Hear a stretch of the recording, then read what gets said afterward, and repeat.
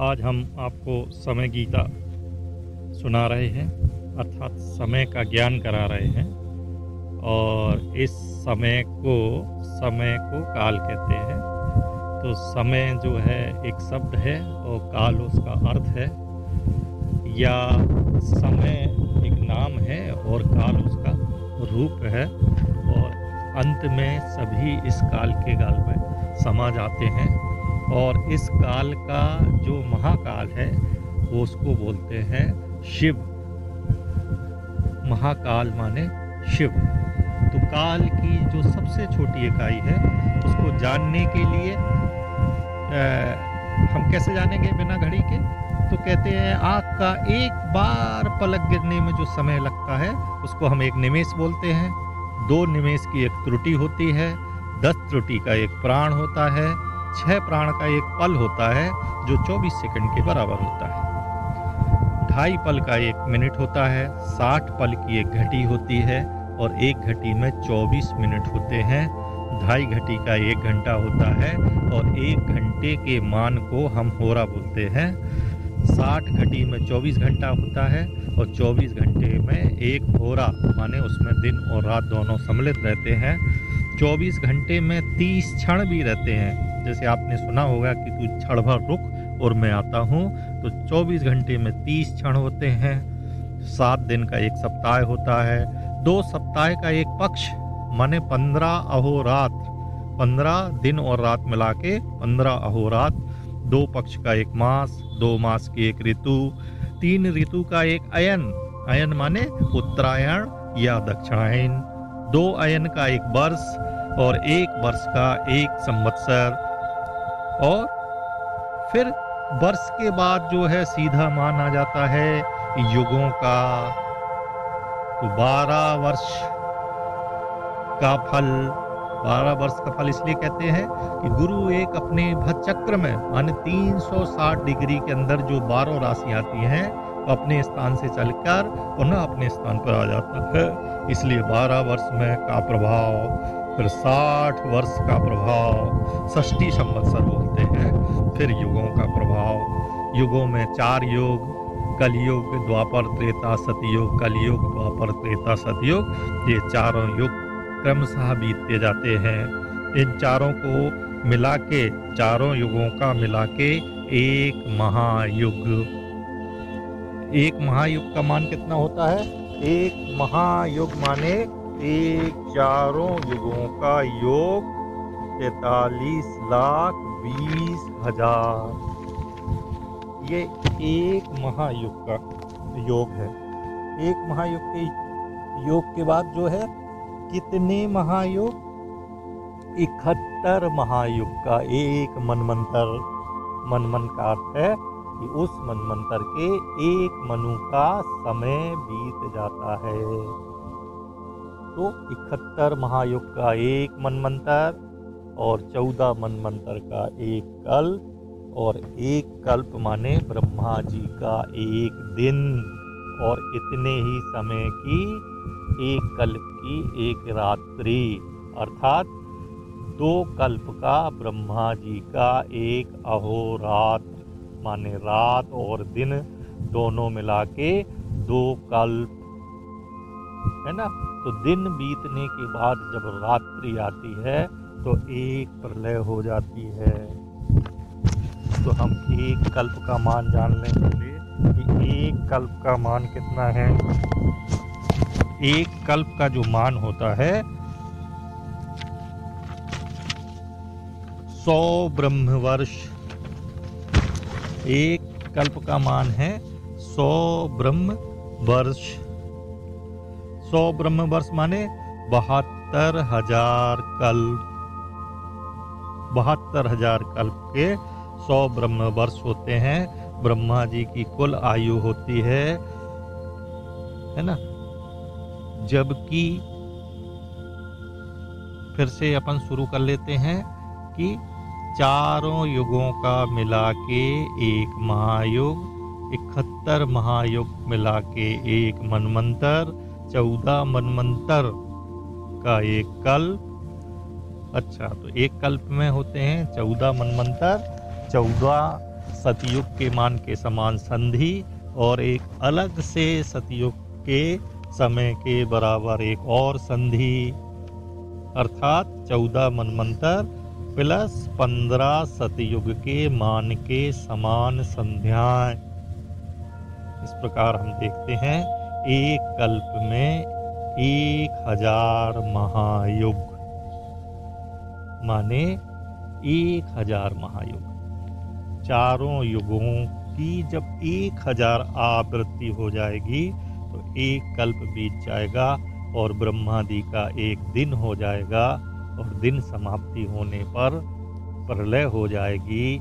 और प्रलय ब्रह्मा जी की रात्रि को बोलते हैं। प्रलय ठीक इतने ही समय रहेगी, मतलब एक कल्प का ब्रह्मा जी का दिन है। इसके बाद जो प्रलय होगा वो एक कल्प के मान के बराबर हो जाएगा, और फिर पुनः ब्रह्मा जी फिर संसार की रचना करेंगे एक कल्प बीत जाने के बाद।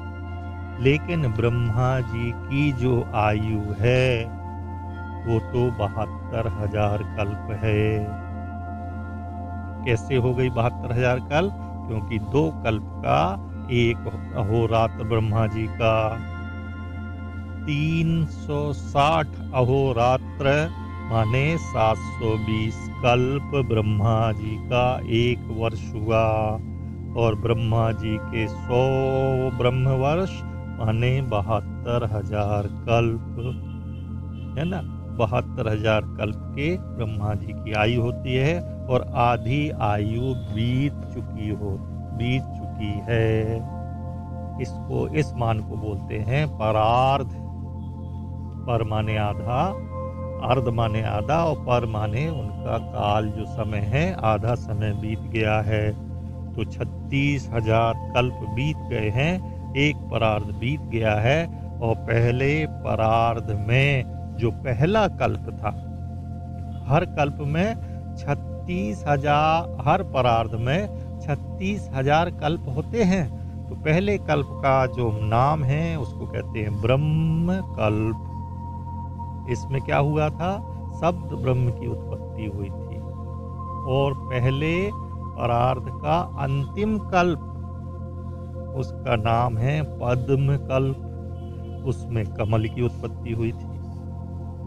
लेकिन अभी तो हमारा दूसरा परार्ध चल रहा है, और दूसरे परार्ध का पहला कल्प चल रहा है।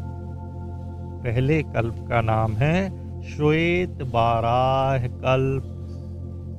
इसमें भगवान ने सूकर रूप में अवतार लिया और सृष्टि को समुद्र से निकाल के लाए। तो अभी दूसरा परार्ध चल रहा है, और दूसरे परार्ध में 27 महायुग बीत गए हैं। 27 बार ये चारों युग, कलयुग, द्वापर, त्रेता, सतयुग, कलयुग, द्वापर, त्रेता, सतयुग, ये जो है 27 बार रिपीटेशन हो गया है। 28वें महायुग का भी सतयुग, त्रेता, द्वापर बीत गया है, और कलयुग के 5120 वर्ष बीत गए हैं। तो दूसरे परार्ध का पहला कल्प श्वेत बाराह कल्प में सतयुग, त्रेता, द्वापर ऑलरेडी बीत चुके हैं, और कलयुग जिसका मान है 4,32,000 वर्ष, उसमें से 5,120 वर्ष बीत चुके हैं। अच्छा, इसमें जब हम विज्ञान की बात करते हैं, तो विज्ञान ये ढूंढता है कि ये ब्रह्मांड कब शुरू हुआ। तो वैज्ञानिक कैसे ढूंढते हैं कि आज से कितने बरस पहले ब्रह्मांड का निर्माण हुआ। ये सृष्टि कैसे बनी? तो उन्होंने अभी तक जो थ्योरी आत्मसात की है उसमें कहा है कि एक बिग बैंग हुआ, एक बहुत बड़ा धमाका हुआ और सृष्टि की जो ऊर्जा है लगातार फैलती चली गई और ब्रह्मांड का निर्माण होता चला गया। तो उन्होंने बताया कि आज से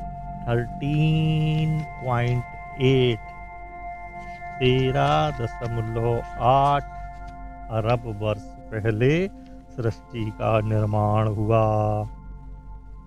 13.8 वर्ष बिफोर सृष्टि का निर्माण हुआ, माने बिग बैंग हुआ था। फिर लगातार ऊर्जा जो है ठंडी होती गई और कुछ कुछ निर्माण चालू हो गया। उन्होंने कहा कि पहले जो भयंकर ऊर्जा थी तो सबसे पहले जो है क्वार्क प्लाज्मा अस्तित्व में आया और इसके बाद फोटॉन आया, फोटॉन के बाद प्रोटॉन आया और प्रोटॉन के बाद जो है फिर और एलिमेंट आते चले गए। और इस तरह उन्होंने बताया कि जो सृष्टि की रचना में मनुष्य का अस्तित्व आया और वेद भी कहता है कि भगवान को इस सृष्टि को बनाने में 2,34,50,880 वर्ष लगे। तो इतना ही मान विज्ञान भी स्वीकार करता है कि सृष्टि के बिग बैंग से अभी तक इतना ही समय लगा।